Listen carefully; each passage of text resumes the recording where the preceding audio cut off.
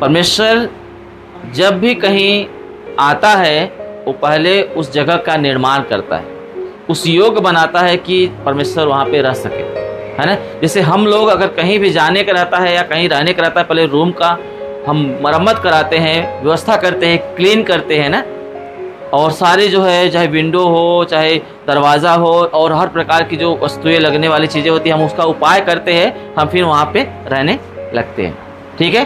क्योंकि आपको घर में प्रवेश करते ही आपको ज़रूरतें होती है, बाथरूम की ज़रूरत होती है, किचन की ज़रूरत होती है, बेड की ज़रूरत होती है, और जिस स्थान पर रहते हो आपको बाहर की एयर भी चाहिए, हवा चाहिए, तो विंडो की ज़रूरत पड़ती है ना। आप निर्भय होकर सो सको इसके लिए हमें दरवाजे की ज़रूरत पड़ती है। तो सब कुछ हम मेंटेन करने के बाद ही हम घर के अंदर प्रवेश करते हैं। हम एक नॉर्मल इंसान हम ऐसा करते हैं। तो परमेश्वर जो पवित्र जो स्वर्ग के स्वर्गों में है ना, बाइबल बताती है स्वर्ग के स्वर्गों में निवास करने वाला जो यहोवा परमेश्वर है, क्या वो जब आएगा किसी जगह पे निवास करने के लिए तो क्या ऐसे ही आ जाएगा? वो निर्माण करता है पहले, ठीक है। जैसे हमने देखा कि परमेश्वर ने स्वर्ग बनाया और 3 पार्ट में बनाया। मैं आपको उन बातों को रिवीजन कर रहा हूँ कि स्वर्ग को कितने भागों में बनाया, 3 भागों में बनाया, है ना। ये बात हम पिछले हफ्ते से सीख रहे हैं। और वो 3 भाग क्या है?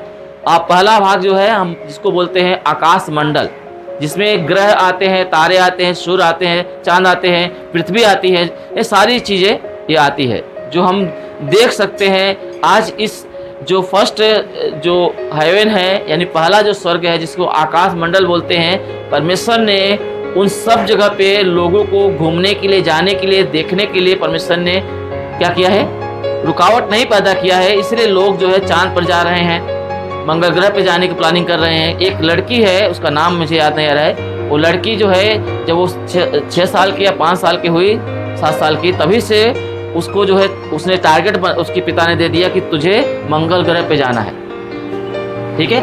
और वो लड़की जो है मंगल ग्रह पे जाने के लिए तैयारी कर रही है और उसको ये भी पता है उसके पिता को कि जब मंगल ग्रह के लिए जाएगी तो वापस रिटर्न नहीं आ सकती, ठीक है। ये बात उसको भी, लड़की को भी पता है और उसके पेरेंट्स को भी पता है। फिर भी उसके माता पिता ने उस लड़की को उत्साहित किया, प्रोत्साहन दिया और वो लड़की जो है पूरी तरीके से मंगल ग्रह पे रहने के लिए, सरवाइव करने के लिए वो ट्रेनिंग ले रही है, ठीक है। हेलो, जहाँ तक हो गया कुछ 1-2 सालों में उसका जो है वो फिक्स हो जाएगा जाने का, ठीक है। तो ये जो है कहने का मेरा मतलब ये है कि याद रखना ये सब जगहों पे परमेश्वर ने क्या किया है? जाने के लिए अलाउ किया है ताकि लोग परमेश्वर की हस्तकला को देखें और उसकी महिमा को, उसकी ग्लोरी को देख पाए, जान सके। ये हमारा परमेश्वर यहोवा कितना महान परमेश्वर है। आमीन, आमीन। कितना महान परमेश्वर है, इस बात को जानने के लिए परमेश्वर ने क्या किया है? वो सब दिया है। इसीलिए बाइबल में लिखा है कि जब अंतिम दिनों में जब न्याय का दिन आएगा, जब धरती का पतन होगा, लोगों का जब धरती पर से खात्मा होगा, तो जो लोग जो है तारागढ़ में यानी आकाश मंडल में भी अपना घोंसला बनाएंगे, घर बनाएंगे, वहाँ से परमेश्वर उनको गिराएगा और नष्ट करेगा हर एक को जो परमेश्वर की सिस्टम को, उसके सिद्धांत को, उसके ना बातों को, उसके पवित्रता को खो के अपनी मनमानी कर रहे हैं। वो कहीं भी रहें, पाताल के अंदर घुस जाएं, है ना, या तो अपना जो घोंसला है, अपना जो रहने का स्थान है, चाहे वो आकाश मंडल में बनाए, है ना, ग्रहों में बनाए, तब भी परमेश्वर उन्हें वहां से खींच लेगा।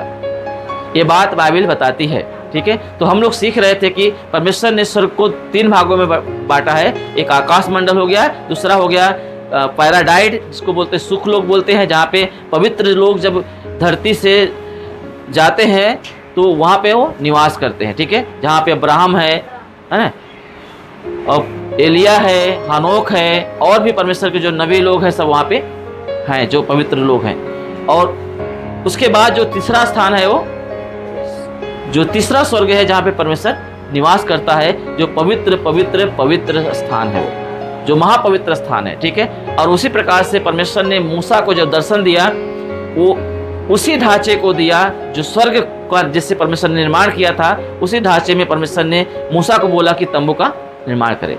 मैं आपको इन बातों को रिवीजन कर रहा हूँ क्योंकि इसी पर मुझे आगे तो कुछ पॉइंट है आपको बताना है, ठीक है।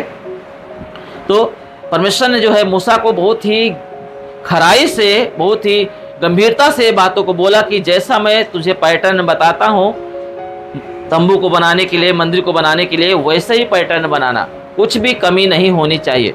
और हमने पिछले हफ्ते इसके बारे में हमने सीखा था कि परमेश्वर ने तंबू को 3 भाग में, 3 पार्ट्स में बनाने के लिए उसने मूसा को बताया, और जो जो स्थान में जो जो चीज़ें रहनी चाहिए उसी हिसाब से सारे तंबू का निर्माण किया गया, ठीक है। जो पहला जो तंबू का भाग था उसे आंगन का भाग बोलते हैं, जहाँ पे पब्लिक जो है इकट्ठा होती थी, सारे पब्लिक उसके अंदर इकट्ठा होती थी। और उसके बाद जो सेकेंड भाग था, जो पवित्र स्थान था, वहाँ पे याजक लोग जाते थे। कौन जाते थे? याजक लोग जाते थे। और जो महापवित्र स्थान था वहाँ पे महायाजक जाता था, और वहाँ पे परमेश्वर का निवास स्थान था, जहाँ पे संदूक था। उस संदूक के अंदर जो 10 आज्ञाएं थी, 2 पट्टियाँ थी, उसके अंदर जो है परमेश्वर का निवास स्थान परमेश्वर ने बनाया था। आमीन। और हमने इस बात का चर्चा किया था कि परमेश्वर वहाँ पे है करके, इस बात का जो है प्रूफ था कि परमेश्वर वहाँ पे रहने के साथ उसकी सांस लेने की आवाज़ जो है तंबू के रहने वाले हर एक व्यक्ति सुनते थे, ठीक है। और जब सांस लेता था परमेश्वर, श्वास लेता था, तो परमेश्वर का जो सांस की जो आवाज़ है ना, वो पर्दे को क्या करती थी? ऊपर नीचे करती थी, जिससे हमारा धड़कन जब है ना सुनाई देता है और ऐसा लगता है ना ऐसा कर रहा है ना, पंप कर रहा है ना। उसी प्रकार से जो है तंबू का जो महापवित्र स्थान था, जो पर्दा था ऊपर का, वो क्या करता था? ऊपर नीचे होता था। और उसका जो सांस की आवाज़ जो है रुआक रुआक करके सुनाई देती थी, और हर एक को सुनाई देती थी। रुआक मतलब इब्रानी शब्द है, जिससे मैंने आपको बताया था। रुआक क्या है? इब्रानी शब्द है। रुआक का मतलब होता है श्वास या तो स्पिरिट, इंग्लिश में क्या बोलते हैं? स्पिरिट। और यही रुआक शब्द जो है आदम को परमेश्वर जब बनाया था, तो आदम के नथुने में जो श्वास को डाला था वो रुआक ही था, ठीक है। उस श्वास को इब्रानी भाषा में क्या बोलते हैं? रुआक बोलते हैं। और वही जो श्वास जो है परमेश्वर जो लेता था, वही शब्द निकलता था, रुआक रुआक, ठीक है। तो परमेश्वर ने मूसा को इस तरीके से तंबू का निर्माण किया। यानी परमेश्वर आने से पहले इस धरती पे, तंबू के अंदर आने से पहले परमेश्वर ने स्वर्ग रूपी ढांचे को दिया, ठीक है। हालेलुया। जैसे स्वर्ग को परमेश्वर ने बनाया है 3 पार्ट में, वैसे तंबू को 3 पार्ट में मूसा को बनाने के लिए बोला। जबकि इब्रानी की किताब में लिखा है कि परमेश्वर ने खुद तंबू को निर्माण किया। हेलो, यानी परमेश्वर जो है मूसा के साथ रह के मूसा को अगुवाई किया कि ताकि कोई भी गड़बड़ी ना होने पाए। हेलो, आपको पता है यीशु मसीह जब मंदिर में गए तो मंदिर में क्या देखते हैं कि लोग जो है गलत चीजें कर रहे हैं। यीशु ने क्या बोला? जितने भी लोग वहां पे धंधा कर रहे थे, है ना, कबूतर बेच रहे थे, भेड़ बकरियां बेच रहे थे, और भी सामान बेच रहे थे, सबके जो पीढ़े उलट दिए। कबूतर बेचने वाले पटिया को उलट दिया, कबूतरों को खोल दिया, उड़ा दिया, है ना। तो वहां यीशु मसीह ने एक वर्ड बोला कि लिखा है कि मेरा घर प्रार्थना का घर कहलाएगा, परंतु तुमने उसे डाकुओं की खो बनाते। यानी परमेश्वर जो है मंदिर की सफाई किया। मतलब परमेश्वर यीशु मसीह जो है इस बात को वहाँ पे जाहिर किया कि परमेश्वर का जो मंदिर है वो पवित्र है ना, और उसमें जो है प्रार्थना का स्थान होना चाहिए, गड़बड़ी का नहीं, लालच, नफरत और धंधा नहीं होना चाहिए, ठीक है, जहाँ पे वो हो रहा है। यानी अब परमेश्वर जो है हमें बताता है कि परमेश्वर ने बोला, तंबू का जो पार्ट था परमेश्वर ने हटाया, है ना। उसके बाद परमेश्वर ने क्या किया? जो सुलेमान के द्वारा मंदिर का निर्माण कराया, ठीक है। और मंदिर का भी निर्माण उसी ढांचे में किया गया जिस ढांचे में तंबू का निर्माण किया गया था, ठीक है। और जैसे वो बन के तैयार हुआ, परमेश्वर जब आराधना कर रहे थे, वो लोग प्रार्थना कर रहे थे, परमेश्वर की उपस्थिति उस जगह पे मंदिर में आई थी। जब आप आप इतिहास की किताब देखेंगे ना, 2 क्रॉनिकल्स में, उसमें सारी बातें लिखी हुई है। फर्स्ट में भी लिखी और सेकंड में भी लिखी हुई है। हालेलुया। तो ये बात उसमें दिया गया है। तो परमेश्वर खुश हो गया, क्योंकि जो मंदिर का निर्माण किया गया था, जैसे परमेश्वर ने बताया था, जिसे तंबू का में परमेश्वर ने बताया था बनाने के लिए, उसी प्रकार से वो तंबू की जो ढांचा था वो मंदिर उसी प्रकार से बनाया गया था, ठीक है। तो परमेश्वर उस जगह पे आया। और अब जो है पर्दा और जो संदूक क्या बोलते हैं, जो तंबू का जो पार्ट था परमेश्वर ने हटा दिया, मंदिर में कन्वर्ट किया। अब मंदिर को हटा के जब यीशु मसीह ने क्रूस पे जान दिया तो मंदिर का पर्दा दो भागों में ऊपर से फट गया।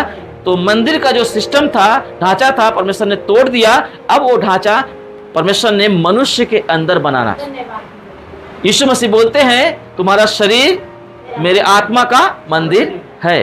अब वो स्वर्ग का निर्माण परमेश्वर ने सेम जो है जैसे तंबू के अंदर किया था, जैसे मंदिर के अंदर किया था, वैसे ही आज मनुष्य के अंदर ही वो किया है। क्योंकि मनुष्य का जो बनाने का जो ढांचा है ना, सेम स्वर्ग रूपी ढांचे के जैसा ही है। संदूक जो तंबू के ढांचे के जैसा है और मंदिर के ढांचे के जैसा है। ठीक है, ये बात मैंने पिछले हफ्ते भी आपको बताया था, जिक्र किया था। ठीक है, हालेलुया। तो आज भी परमेश्वर ने क्या किया, हमें इन बातों को बता रहे हैं और इसी शब्दों को लेके मैं कंटिन्यू करने वाला हूं कि परमेश्वर ने मनुष्य को कैसे मंदिर बनाया है। ठीक है, मनुष्य को कितने भागों में बनाया गया है? 3 भागों में बनाया गया। जैसे स्वर्ग को 3 भागों में बनाया गया था, तंबू को 3 भागों में बनाया गया था, मंदिर को 3 भागों में बनाया गया था, उसी प्रकार से मनुष्य को भी 3 भागों में ही बनाया है। क्या? शरीर, प्राण और आत्मा। ये बात जो है फर्स्ट थिस्सलुनीकियों चैप्टर 5 वर्स 23 में इस बात के बारे में जिक्र किया गया है। ठीक है, कि परमेश्वर जो है शरीर को, प्राण को, आत्मा को यीशु मसीह के आने तक सुरक्षित और पवित्र और निर्दोष रखेगा। आमीन। ये वही रखेगा, क्योंकि जैसे परमेश्वर ने तंबू को बनाने के लिए मूसा का इस्तेमाल किया, मूसा को साथ में लिया, मंदिर को बनाने के लिए सुलेमान को इस्तेमाल किया, वैसे ही हमारे जीवन को बनाने के लिए यीशु मसीह का ना मंदिर बनाने के यीशु का इस्तेमाल किया। हालेलुया। मेरी बात समझ में आ रहा है कि नहीं यार?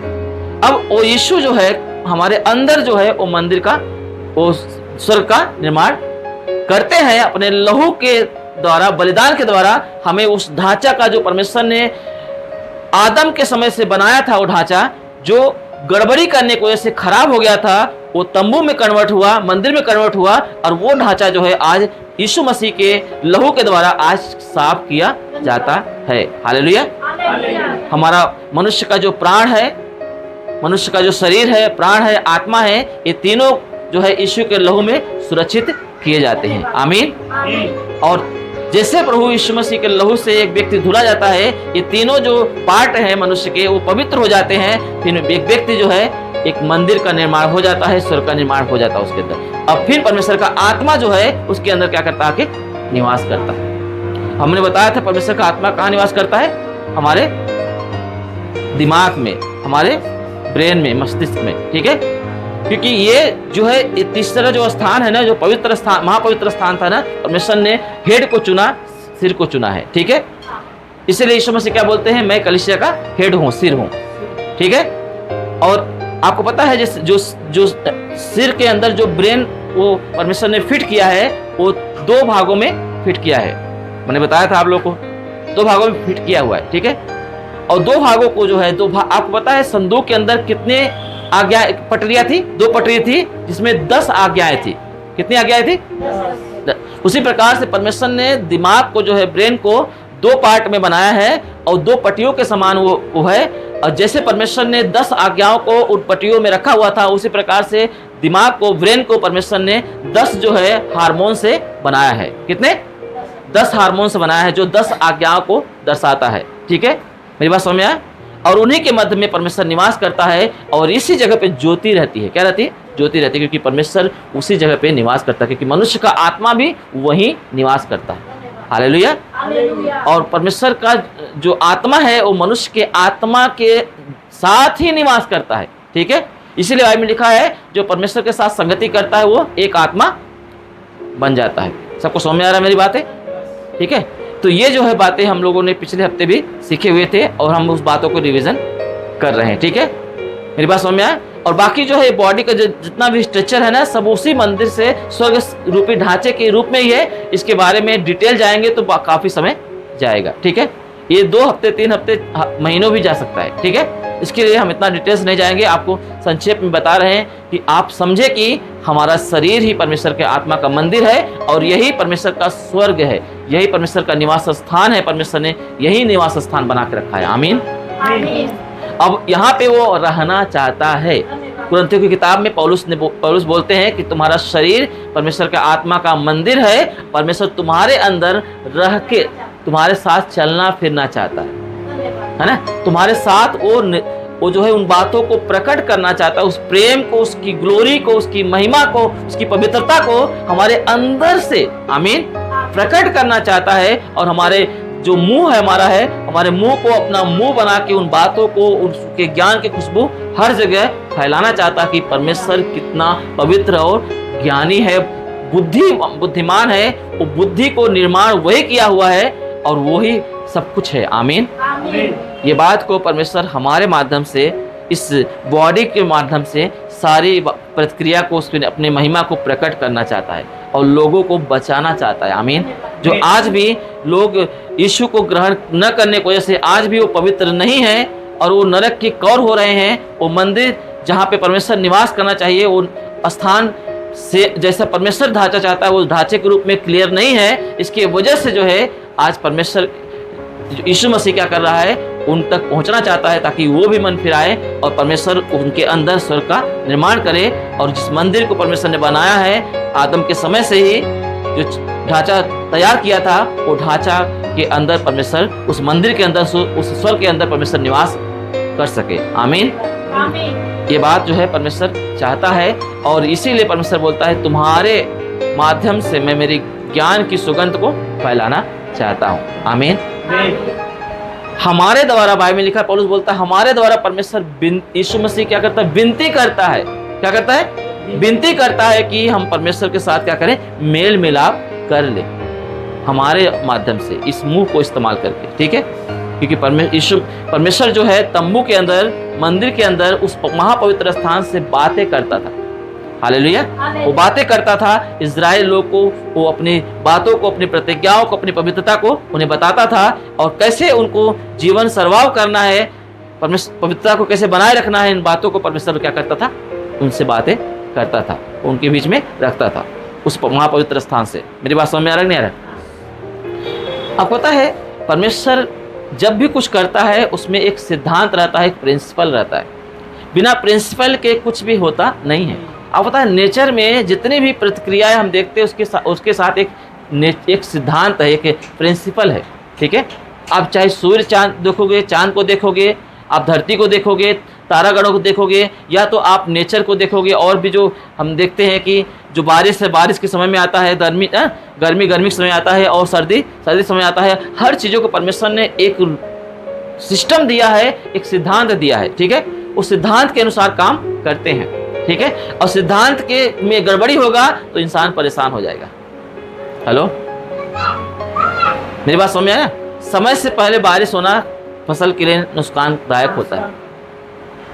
मेरी बात समझ में आ रही है? तो ये सारी जो प्रतिक्रिया है परमेश्वर ने बनाया है, उसी प्रकार से याद रखना हर कामों के पीछे एक सिद्धांत होता है। और मसीह यीशु में आपको अगर पवित्र मंदिर बनना है, अगर कलीसिया बनना है, तो कलीसिया बनने के पीछे आपको परमेश्वर के सिद्धांत को अपने जीवन में पालन करना पड़ेगा।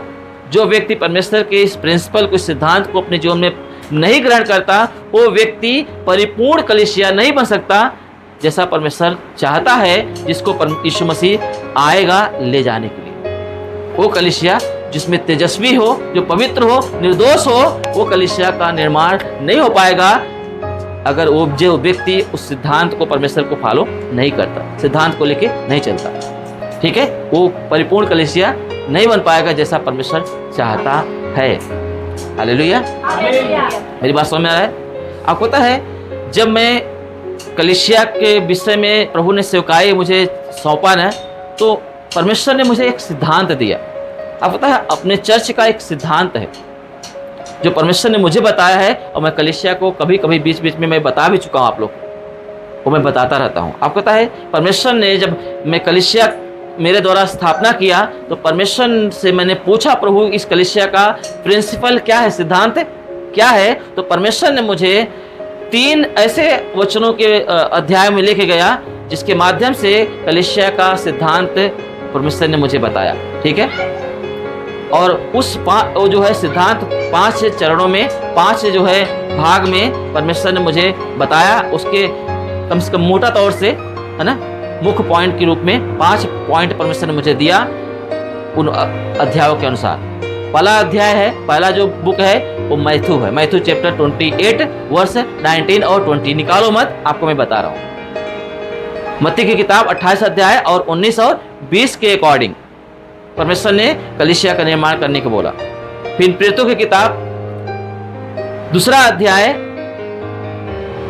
41 और 42, एक्ट्स चैप्टर 2 वर्स 41-42 के अकॉर्डिंग परमेश्वर ने मुझे बताया कि कैसे कलीसिया का सिद्धांत, परिपूर्ण कलीसिया बनने के लिए कैसे आपको सिद्धांत का फॉलो करना चाहिए। ठीक है, उसके बाद मैं परमेश्वर पवित्र आत्मा मुझे लेके गया प्रेरितों की किताब 10वां अध्याय में 10वां अध्याय का 34 वचन से लेकर 48 वचन तक।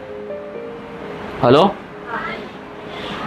उन वचनों के अनुसार परमेश्वर ने मुझसे बातें किया और मुझे इन तीनों जो वर्सेस को लेके परमेश्वर ने मुझे कलीसिया के सिद्धांत के बारे में बताया। किसके? कलीसिया के सिद्धांत के बारे में बताया। इसलिए याद रखना, अपने चर्च का, अपने कलीसिया का, अपने जो आराधनालय का एक सिद्धांत है कि एक व्यक्ति कैसे परिपूर्ण कलीसिया बन सकता है, और उसे कितने 5 चरणों में मैंने रखा है। और सबसे पहला जो कदम होता है, जो पॉइंट होता है, वो होता है संपूर्ण जो है सही संपूर्ण सुसमाचार, मतलब एक राइट गॉस्पल, है ना, सही समाचार जो यीशु पर विश्वास करने के लिए जो गॉस्पल बाइबल के अकॉर्डिंग दिया गया है कि एक व्यक्ति उस गॉस्पल को पाए और वो समझ सके कि परमेश्वर उससे प्रेम करता है और वह एक अपराधी है, एक, है ना, ऐसा व्यक्ति है जो नरक की कौर हो रहा है, वो परमेश्वर से दूर है। आमीन, आमीन। और परमेश्वर के प्रेम के द्वारा, उसके ग्रेस के द्वारा, यीशु के बलिदान के द्वारा वो कैसे परमेश्वर के साथ वो मेल मिलाप कर सकता है और कैसे अपने पापों से छूट सकता है। इस जो गॉस्पल है, इस राइट गॉस्पल है, और ये राइट गॉस्पल जो है हमें क्या करना है, फर्स्ट कदम में एक राइट गॉस्पल होना बहुत जरूरी है। इस कलीसिया में जो है एक गॉस्पल है जिसको बोलते हैं राइट गॉस्पल, और सब जगह नहीं मिलता। बहुत सारे लोग जो है विश्वास करते हैं पर विश्वास की प्रतिक्रिया को पूरा नहीं कर पाते। रीजन ये है कि मतलब वो रिपेंडेंस नहीं कर पाते। रिपेंडेंस इसलिए नहीं कर पाते, पश्चाताप इसलिए नहीं कर पाते क्योंकि उनको सही गॉस्पल, सही सुसमाचार नहीं मिल पाता। क्योंकि जब राइट गॉस्पल आता है, सही सुसमाचार एक व्यक्ति को मिलता है, तो उसके अंदर मन फिराव के लिए तड़प आती है। उसे पता चलता है कि पतरस ने प्रेरितों की किताब 2 अध्याय में प्रचार किया और लोगों के हृदय क्या हो गए, छिद गए। लोगों को पता चला कि हम गलत हैं, और उन्होंने क्या किया, इन सारे समस्याओं से, पाप से छुटकारा पाने के लिए क्या करे करके वो प्रेरितों से पूछना शुरू कर दिए कि हमें मन फिराना है, पश्चाताप करना है, इसमें से निकलना है, तो हम क्या करें। राइट गॉस्पल जो होता है हमेशा रिपेंडेंस लाता है। क्या लाता है? पश्चाताप लाता है। जब किसी को सही सुसमाचार दिया जाता है तो वो रिपेंडेंस को लाता है। तो फर्स्ट कदम में एक व्यक्ति को जो यीशु को नहीं जानता, जो पाप के दशा में है, मृत्यु के कगार पे है, जो परमेश्वर से दूर है, उस व्यक्ति को एक सही सुसमाचार मिलना बहुत जरूरी है, ताकि उसके अंदर पश्चाताप उत्पन्न हो। और पश्चाताप हमेशा इंसान को क्या करता है, परमेश्वर के साथ जोड़ने के लिए ग्रेस देता है। क्या करता है? ग्रेस देता है। हालेलुया। क्योंकि जो मन फिराता है, बाइबल में लिखा है, जो अपने पापों को मान लेता है, उसे छोड़ देता है, उस पर अनुग्रह किया जाता है, मतलब दया की जाती है। हालेलुया। मतलब एक व्यक्ति गलती मान रहा है और छोड़ नहीं रहा है, इसका मतलब राइट गॉस्पल उसे नहीं मिला है। हमेशा राइट गॉस्पल जो होता है पश्चाताप को उत्पन्न करता है। इसलिए इस कलीसिया का जो सिद्धांत है, पहला सिद्धांत है, परमेश्वर चाहता कि एक व्यक्ति को एक सही सुसमाचार इस कलीसिया के माध्यम से लोगों को पहुंचे। ठीक है, और सही सुसमाचार पहुंचने के कारण जो है वहां पे 2 पार्ट में लोग डिवाइड होते हैं। एक तो उस बात को समझते हैं, है ना, वो सुसमाचार को ग्रहण करते हैं, और जो ग्रहण करता है वो रिपेंडेंस, उसके अंदर पश्चाताप आता है। परंतु जो व्यक्ति इस बात को ग्रहण नहीं करता, वो अविश्वासी की दशा में रहता है, उसका जो लाइन होती है वहीं से कट जाती है। फिर वो जो विश्वास करने वाला व्यक्ति है, उसकी लाइन शुरू होती है फर्स्ट पॉइंट से। ठीक है, हेलो। और जैसे वो विश्वास करता है, सेकेंड पॉइंट में जाता है, जिसका सेकेंड पॉइंट का जो नाम है वो कौन सा है पता है? वो है पश्चाताप का। जैसे व्यक्ति सही गॉस्पेल पाता है, विश्वास करता है और उसके अंदर पश्चाताप उत्पन्न होता है, वो रिपेंडेंस करता है। सेकेंड पॉइंट है रिपेंडेंस, पश्चाताप का जीवन है, पश्चाताप का जीवन। पहला पॉइंट क्या है? विश्वास का जीवन। दूसरा क्या है? पश्चाताप का जीवन। जैसे वो व्यक्ति पश्चाताप करता है, मन फिराता है, पश्चाताप करता है, वैसे ही परमेश्वर के बलिदान के द्वारा, उस लहू के द्वारा, उस अनुग्रह के द्वारा उसके पाप को परमेश्वर खत्म कर देता है, मार डालता है और उसको नया सृष्टि बनाने के लिए फिर सेकेंड जो है पार्ट उसके साथ जुड़ जाता है, वो है पानी में डूब के बपतिस्मा लेना। ठीक है, ये सिद्धांत है कलीसिया का। फर्स्ट क्या है? विश्वास, सही गॉस्पेल जो विश्वास को लेके आता है। और सेकंड पॉइंट क्या है? विश्वास हमेशा रिपेंडेंस को पैदा करता है, वो सही वो पश्चाताप करता है व्यक्ति। पश्चाताप का पॉइंट होता है जहाँ पे पूर्ण रूप से पश्चाताप करता है और परमेश्वर को अपने आप को समर्पित कर देता है, सरेंडर हो जाता है। ठीक है, मेरी बात समझ में आए? और थर्ड पॉइंट होता है, जैसे सरेंडर करता अपने आप को, पश्चाताप करता है, परमेश्वर उसके पाप को खत्म कर देता है। यीशु मसीह क्या करता है? अपने लहू से उसे पाप को मार डालता है, मृत्यु के द्वारा खत्म कर देता है। और जिसे खत्म कर देता है उसके जीवन में एक परछाई के जैसा पाप का एक कहते हैं मरा हुआ बॉडी, पाप की मरी हुई बॉडी के समान उसके जीवन में वो पाप दिखाई देता है। और उसको जो है खत्म करने के लिए पूरी तरीके से परमेश्वर यीशु मसीह ने क्या किया है? बपतिस्मा का प्रतिक्रिया डाल देता है कि एक व्यक्ति क्या करे? पानी में डूब के बपतिस्मा ले, ताकि वो नई सृष्टि बन जाए। हेलो, क्या बन जाए? नई सृष्टि बन जाए।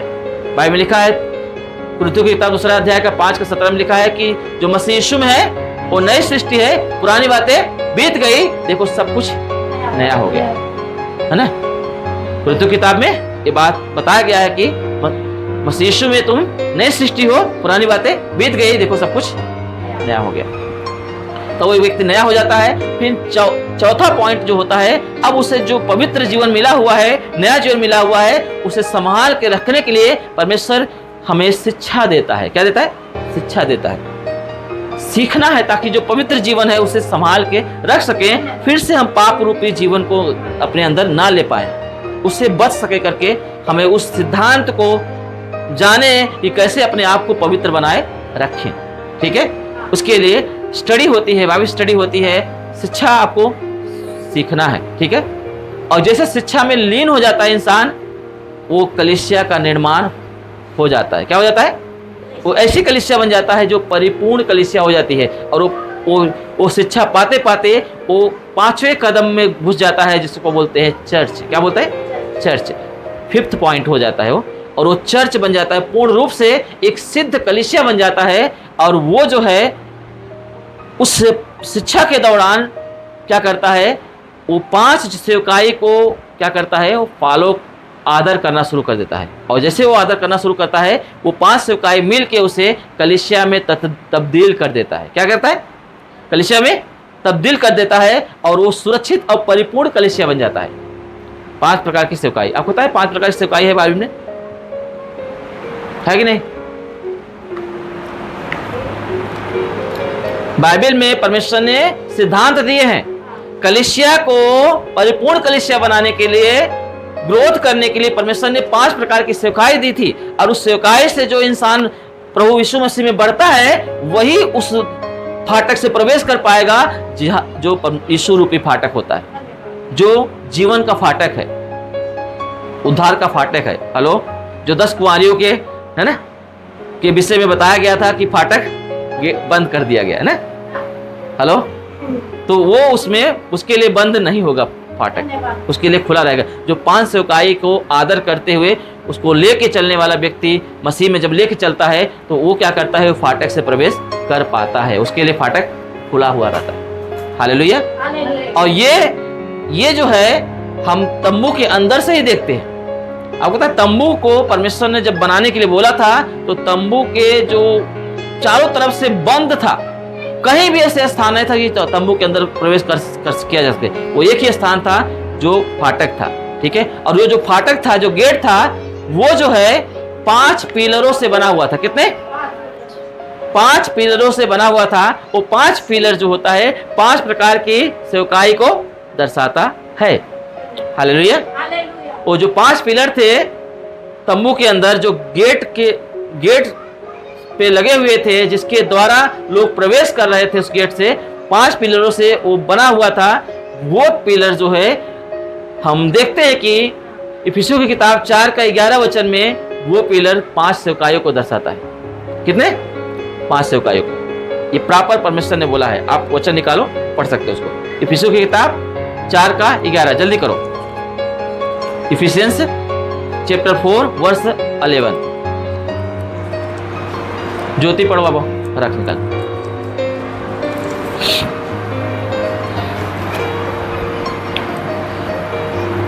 मिला सबको? 4 का 11 और 12 भी पढ़ेंगे दोनों। उसने कुछ को प्रेरित नियुक्त अब यहाँ पे परमेश्वर ने क्या किया? उस कलीसिया को परिपूर्ण कलीसिया, सिद्ध कलीसिया बनाने के लिए कुछ को प्रेरित नियुक्त कर दिया, जिसे प्रॉफिट्स क्या अपोस्टल बोलते हैं। कुछ को प्रेरित मतलब अपोस्टल, और कुछ को भविष्यवक्ता नियुक्त करके, कुछ को सुसमाचारक नियुक्त करके, कुछ को रखवाला मतलब पास्टर नियुक्त करके, और कुछ को उपदेशक नियुक्त करके कलीसिया को दे दिया। किसको दे दिया? कलीसिया को दे दिया, ताकि कलीसिया परिपूर्ण कलीसिया बन सके, सिद्ध कलीसिया बन सके। हालेलुया। 5 प्रकार की सेवकाई को परमेश्वर ने क्या किया? कलीसिया को सौंप दिया, ताकि कलीसिया का हो परिपूर्ण कलीसिया बन सके, सिद्ध कलीसिया बन सके। मेरी बात समझ में आ रहा है? वो 5 सेवकाई आपने सुना। पहला क्या है? अपोस्टल, जिसको हम प्रेरित बोलते हैं। सेकंड क्या है? प्रॉफिट्स, जिसको हम भविष्यवक्ता बोलते हैं। और थर्ड है इवेंजलिस्ट, जिसको हम सुसमाचारक बोलते हैं। और फोर्थ है पास्टर, जिसको हम रखवाला बोलते हैं या शेफर्ड बोलते हैं। और 5वां है उपदेशक, जिसको हम टीचर बोलते हैं। क्या बोलते हैं? टीचर। हालेलुया। ये 5 प्रकार की सेवकाई कलीसिया को दे दिया है। और जब एक कोई कलीसिया, जो कोई बंदा इस 5 सेवकाई के माध्यम से सेवकाई में बढ़ता है, आदर करता है, तो वो व्यक्ति उस सिद्ध बनता है, एक पवित्र कलीसिया बनता है, बिना दाग बिना झुर्री का कलीसिया बनता है। और वो कलीसिया तैयार होती है यीशु मसीह की दुल्हन बन के, कि यीशु मसीह आए और उसे ले जा सके। वो कलीसिया छूटने वाली कलीसिया नहीं रहेगी। ठीक है? ये 12 वचन में लिखा हो, पढ़ो आगे। जिससे पवित्र लोग सिद्ध हो जाए। जिससे पवित्र लोग, ये 5 सेवकाई इसलिए दिया गया है ताकि जो पवित्र लोग सिद्ध हो जाएं। क्या हो जाए? सिद्ध हो जाएं। हालेलुया। जिससे पवित्र लोग क्या हो जाए? सिद्ध हो जाएं। और सेवा का काम किया जाए। और सेवा का काम पूरा किया जाए, मतलब सेवा काम किया जाए। और मसीह की देह उन्नति पाए। और बाय बॉडी ऑफ क्राइस्ट ना, जो मसीह की देह है, कलीसिया है, वो क्या करे? उन्नति कर पाए, बढ़ सके, और भी लोगों तक पहुंच सके, और भी इस सिद्धांत को फॉलो करके और लोगों को भी पवित्र किया जा सके, कलीसिया में कन्वर्ट किया जा सके। मेरी बात समझ में आ रहा है? ये सिद्धांत को आपको पालन करना पड़ेगा, तब आप परिपूर्ण कलीसिया बनेंगे। क्योंकि हर एक चीज के पीछे एक सिद्धांत होता है। आप रोटी बनाते हो, रोटी कोई हर एक व्यक्ति रोटी नहीं बना सकता। ठीक है? रोटी बनाने के पीछे एक सिद्धांत होता है। आपको किसी चीज को, चावल को, गेहूं को, बाजरा को, है ना, ज्वार को या नाचनी को, या कोई भी, जिससे भी आप चना लो, तो उसका पहले आटा बनाया जाता है। आटा बनाने के बाद उसे गीला किया जाता है, मतलब उस स्तर तक ही उसे गीला किया जाता है जिस स्तर तक उसे रोटी बनाया जा सके। ज्यादा आप करोगे, अगर आपको नहीं पता है उस सिद्धांत को, तो आप आटा को गीला कर देंगे और फिर रोटी का आकार नहीं मिल पाएगा। ठीक है? इसलिए उसके पीछे एक सिद्धांत होता है। आपको वैसे उसी स्तर तक उस आटे को गीला करना है जिस स्तर तक रोटी का निर्माण बन सके, रोटी बनाया जा सके। ठीक है? रोटी बनाने के लिए आपको पता है रोटी गोली कैसे बने, उसका पीछे एक सिद्धांत होता है ना? उस सिद्धांत को आपको जानना बहुत जरूरी है। हालेलुया। मेरी बात समझ में आए? रोटी पता है, जब मैं बाहर आया था ना, तो कभी घर में तो कभी रोटी बनाया नहीं था, क्योंकि घर में सब लेडीज लोग थी, बहन थे, माँ थी, तो भाभी थी, तो सब बनाता थे रोटी। हमने कभी बनाया ही नहीं था। तो जब बाहर निकला, हमने घर से बाहर निकले, तो हमें रोटी बनाने को मुझे नहीं आता था। तो मुझे एक व्यक्ति ने बताया, जब मैं बनाता था रोटी गोली होती नहीं थी, घूमती भी नहीं थी। और तो फिर मैंने क्या किया, एक व्यक्ति देख रहा था कि अरे ये व्यक्ति तो इसको आता नहीं, तो उसने बताया, वो टीचर थे जहाँ पे हम पढ़ाई करने गए थे, वो क्या कि बोले कि आप क्या करो, जब बेलना पकड़ते हो ना तो रोटी के ऊपर आटा के ऊपर रखते हो ना, तो उसको क्या करो, एक तरफ उठा हल्का दबाओ, एक तरफ हल्का उठा के रखो, है ना। मतलब वो ज़्यादा फोर्स नहीं रहे, एक तरफ फोर्स करो एक तरफ कम फोर्स करो, उसके बाद आप उसको घुमाते जाओ, रोटी अपने आप क्या करेगी, गोली भी होगी और बढ़ेगी भी, ठीक है। अब ये सिद्धांत जो है मुझे नहीं पता था, इसलिए मुझसे रोटी सही से नहीं बनती थी। अब रोटी बनाने के बाद जो है वो उसको रोटी गोल बनाने के बाद उसके बाद उसको गर्म करना पड़ता है। अगर आपको गर्म करने का सिद्धांत नहीं पता है तो आप रोटी को जला दोगे, नहीं या तो कच्चा हो जाएगा। मतलब मेरा कहने का मतलब है कि आप कुछ भी काम करते हैं तो उसके पीछे एक सिद्धांत रहता है। वैसे आप कलीसिया सिद्ध और परिपूर्ण कलीसिया बने, परमेश्वर ने कलीसिया के लिए सिद्धांत दिए हैं। जैसे मैंने 5 पॉइंट बताया आपको, और 5 प्रकार की सेवकाई को जब वो कलीसिया फॉलो करती है, उसे लेकर चलती है, तो वो कलीसिया परिपूर्ण कलीसिया सिद्ध कलीसिया बन जाती है, ठीक है। वो 5 प्रकार की सेवकाई आपको मैंने बताया, ठीक है। क्या है, फर्स्ट क्या है, अपोस्टल जिसको प्रेरित बोलते हैं। सेकंड क्या है, प्रॉफिट्स जिसको हम भविष्यवक्ता बोलते हैं। थर्ड क्या है, इवेंजलिस्ट जिसको हम समाचारक बोलते हैं। और फोर्थ है क्या है, पास्टर जिसको हम रखवाला या तो चरवाहा या तो आप उसको शेफर्ड भी बोल सकते हो, है ना। और फिफ्थ है टीचर, उपदेशक, ठीक है। ये 5 प्रकार की सेवकाई मिल के जो है एक कलीसिया को जो है सिद्ध कलीसिया में निर्माण करती है, और ये कलीसिया फिर वो काम कर पाती है, सेवकाई में बढ़ पाती है और वो संख्या में बढ़ पाती है। हालेलुया। तो ये 5 प्रकार की सेवकाई हमारे जीवन में होना बहुत अनिवार्य है। हालेलुया।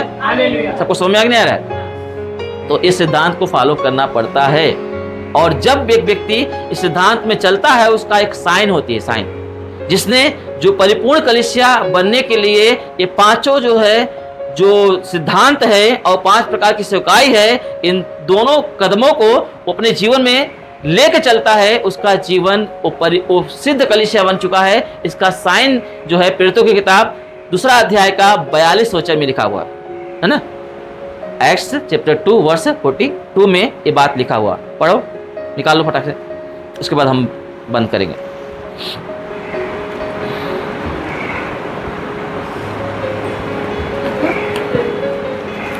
प्रेरितों की किताब 2 अध्याय 42 वचन, एक्ट्स चैप्टर 2 वर्स 42।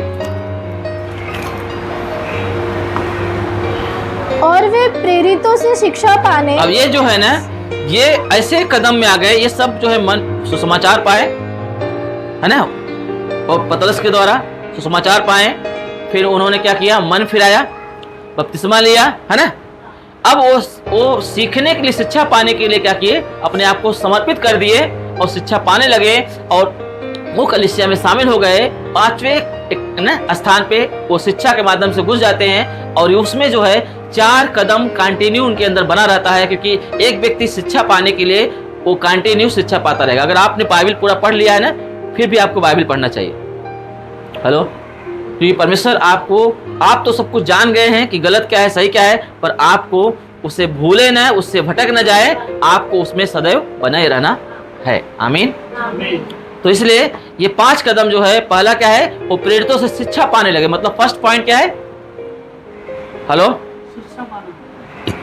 जो व्यक्ति परिपूर्ण कलीसिया बन जाता है, 5 प्रकार के सिद्धांत को फॉलो करता है, अपने जीवन में ऐड करता है, और 5 प्रकार की सेवकाई को लेकर चलता है, वो एक परिपूर्ण सिद्ध कलीसिया बनता है। अब वो सेवा का काम में आगे बढ़ने के लिए परमेश्वर ने उसके अंदर 4 प्रकार की एक्टिविटी जो है कंटिन्यू डाल दिया है, और वो पहला एक्टिविटी है कि एक व्यक्ति शिक्षा पाने के लिए सदा तैयार रहता है।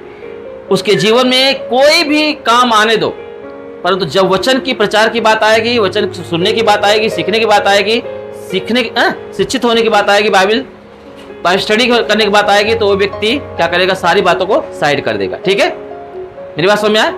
और सेकंड क्या है, और संगति रखने। ठीक है, मतलब सेकंड पॉइंट क्या है, वो संगति को महत्व देगा। मतलब कलीसिया के जो लोग हैं उस संगति को क्या करेगा, वैल्यू करेगा, क्योंकि वैल्यू नहीं करेगा तो आगे का स्टेप वो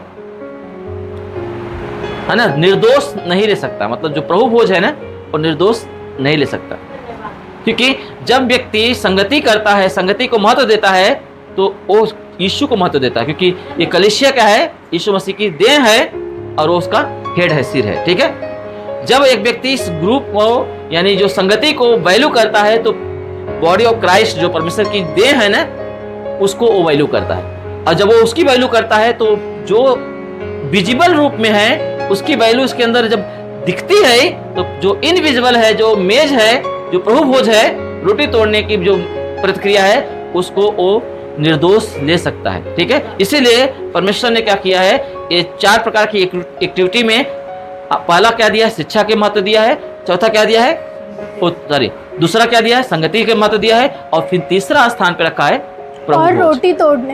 रोटी तोड़ने में और प्रार्थना करने में लौलीन थे, है ना। ये 4 कदम जो है, पहला शिक्षा पाने के लिए, दूसरा क्या है संगति रखने के लिए, तीसरा क्या है रोटी तोड़ने के लिए गंभीरता, जो गंभीरता मतलब रोटी तोड़ में भाग लेते हैं गंभीरता से, और चौथा क्या है वो प्रार्थना में सदा लवलीन रहेंगे। मतलब प्रार्थना के प्रति, चारों प्रतिक्रिया के प्रति वो कभी भी दूसरे के साथ समझौता नहीं करेंगे।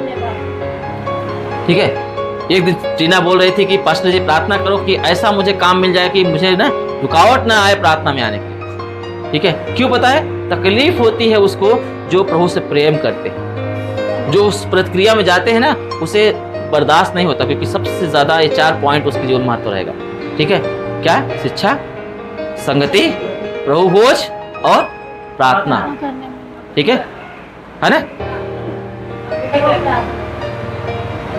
समझ में नहीं आया, ये बहुत जरूरी है। और तब जाके एक व्यक्ति जो है परिपूर्ण कलीसिया बन के अब वो कलीसिया का निर्माण करने के लिए वो सेवकाई को प्राप्त कर पाता है, और फिर वो काम कर पाता है। जो 5 सेवकाइयां है उसमें से कोई सेवकाई का दान परमेश्वर उसे देगा, और वो वही प्रतिक्रिया को लेके एक व्यक्ति को चेला बनाएगा।